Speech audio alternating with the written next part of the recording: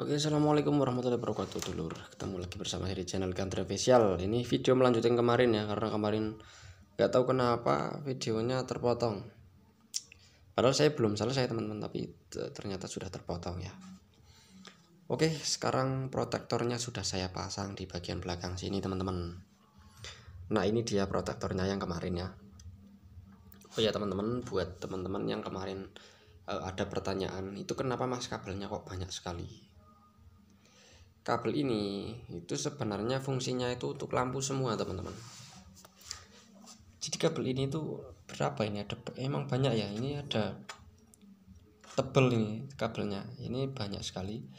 Ini masuknya ke bagian jalur depan di panel teman-teman, tapi ini sudah saya rombak sendiri lah, seperti itu.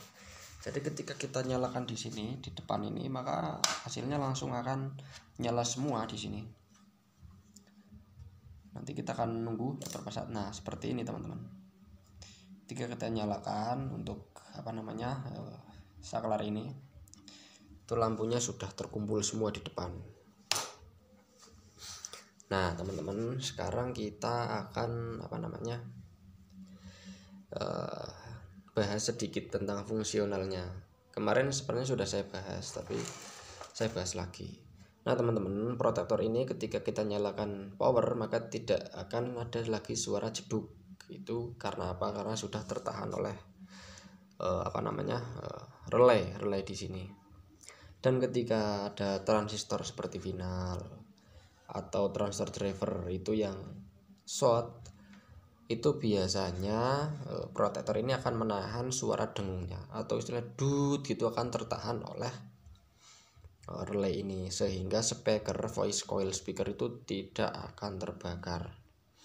Karena ketika ada bunyi dut gitu kan, kalau finalnya mati, itu arus DC-nya itu kan ke sini teman-teman. Dari emitor ini menghasilkan arus DC, sehingga voice coilnya akan terbakar. Seperti itu teman-teman. Nah, terus ciri-ciri khususnya gimana kalau misalnya transistor ini jebol? Maka ketika kita misalnya ini posisi menyala seperti ini teman-teman, itu tidak akan menjadi hijau, atau yang channel A atau yang B itu tidak akan menjadi hijau. Jadi dia akan tetap merah seperti ini. Atau misalnya ketika kita sedang live atau sedang kita musikan ya, istilahnya musikan kan hijau seperti ini. Lalu terjadi arus DC, kita akan kasih dulu DC di sini. Sebentar teman-teman, bisa dilihat di sini masih hijau ya, bisa dilihat masih hijau. Kita colokkan dulu ini, maka hasilnya akan seperti ini. Dia akan memprotek. Yang sebelah juga sama dulur, yang sebelah juga sama. Ketika terjadi final short, maka akan hasilnya yang hijau ini akan menjadi protek, menjadi merah teman-teman. Seperti itu kurang lebihnya. Jadi ketika